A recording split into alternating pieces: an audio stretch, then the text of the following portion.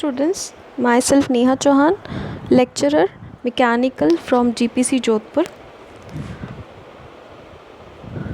हम आज पढ़ेंगे 302 ME 302 के अंदर, जो कि प्रोसेस एंड मैन्युफैक्चरिंग सब्जेक्ट है। इसमें हम देखेंगे unit number 3 newer machining process.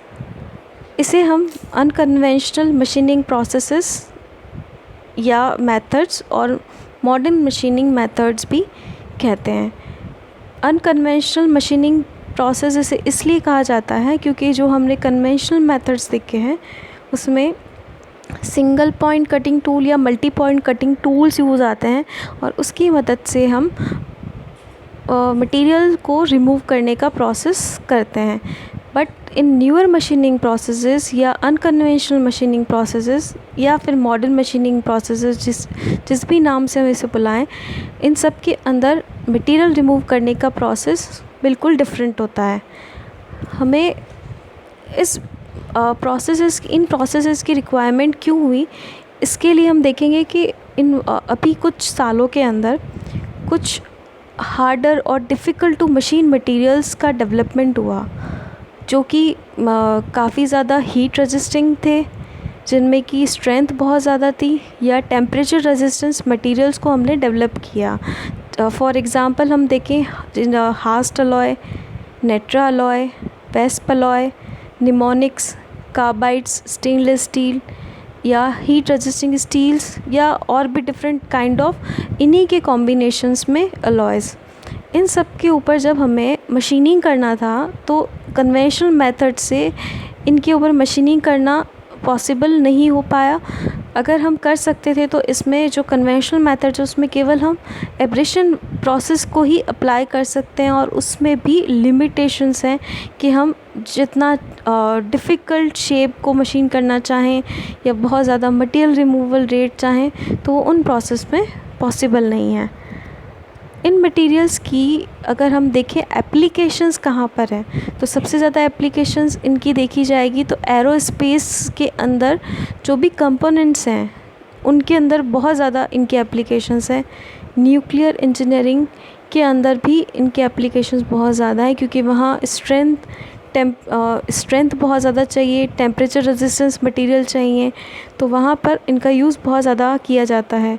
इसके अलावा इंडस्ट्रीज़ के अंदर भी जो high strength to weight ratios, और अगर हमें बहुत ज़्यादा हार्डनेस चाहिए या हीट रेजिस्टिंग क्वालिटीज़ चाहिए मटेरियल में, तो इन इंडस्ट्रीज़ के अंदर भी इसे यूज़ किया जाता है। अगर हम देखें कि ये सारे मटेरियल्स को हम कन्वेंशनल जो मेथड है, जिसमें कि कन्वेंशनल एज टूल यूज़ आता है फॉर मशीनिंग, उसे यूज़ करें तो वो हाईली हमारे लिए अनइकोनॉमिकल हो जाएगा। और हम यूज़ अगर कर भी लेते हैं तो हमें जो डिग्री ऑफ एक्यूरेसी चाहिए, जैसा कि हम देख रहे हैं कि इनकी एप्लीकेशंस कहाँ कहाँ हैं, इनकी जो एप्लीकेशंस के साथ में एक्यूरेसी चाहिए, जो हमें सरफेस फिनिश चाहिए, हम वो ऑब्टेन नहीं कर पाएंगे।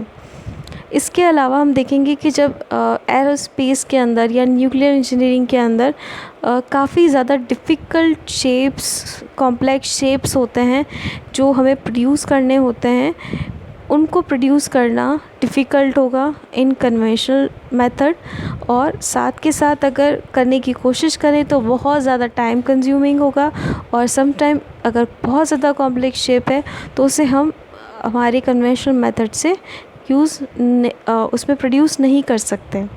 फिर हम देखते हैं कि न्यूअर मशीनिंग मेथड्स होते क्या क्या हैं, और उन्हें इतने सारे मेथड्स को हमने क्लासीफाई कैसे करके रखा है। इसमें देखेंगे क्लासिफिकेशन को हम देखते हैं तो मशीनिंग का प्रोसेस क्या है उसके बेसिस पे। उसके बाद में हम देखेंगे कि एनर्जी, उस मटेरियल रिमूवल के लिए हम किस तरह की एनर्जी को यूज़ कर रहे हैं, साथ में किस तरह का मैकेनिज़्म यूज़ कर रहे हैं फॉर मटेरियल रिमूवल।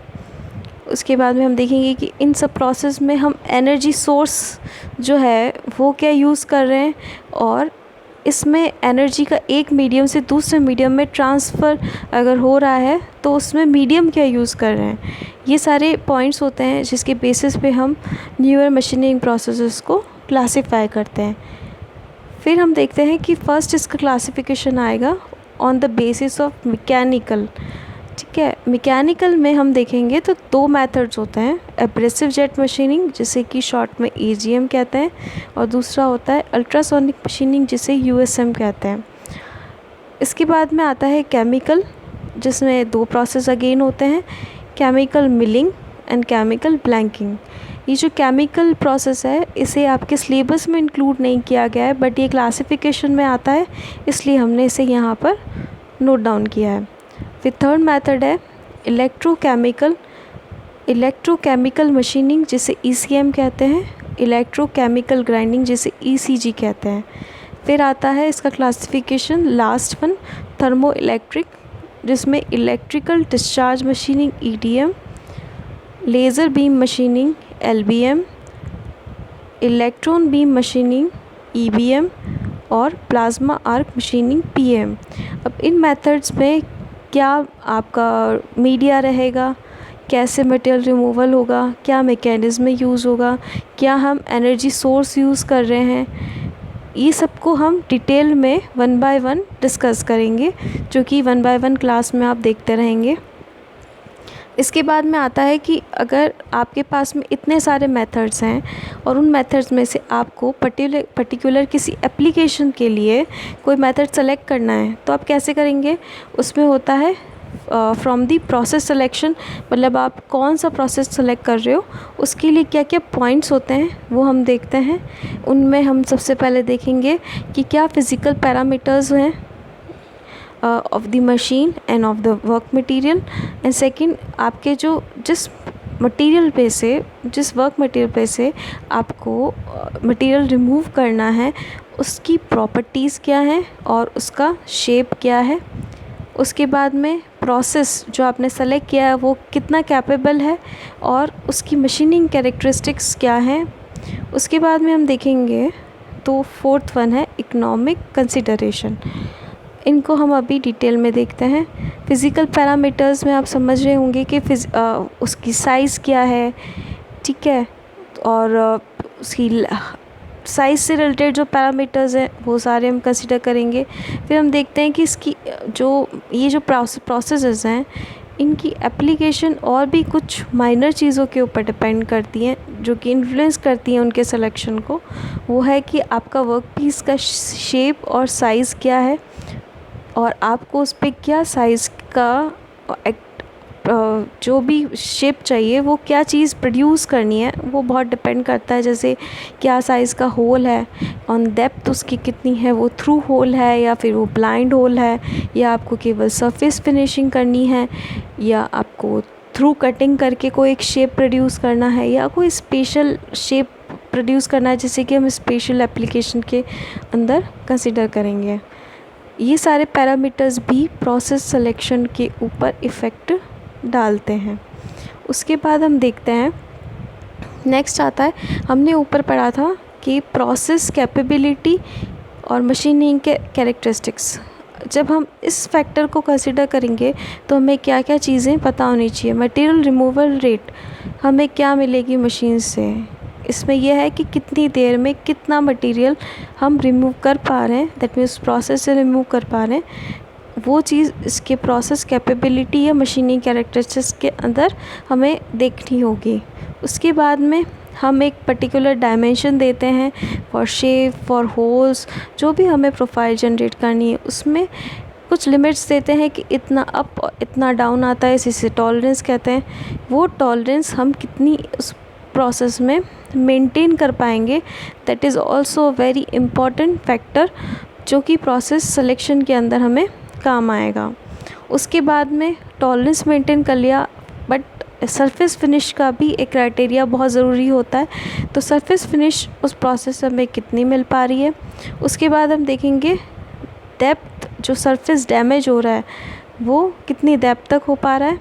उसके बाद में हम देखेंगे पावर रिक्वायर्ड फॉर मशीनिंग के लिए हमें कितनी पावर चाहिए, ये भी process capability and machining characteristics का ही पार्ट है।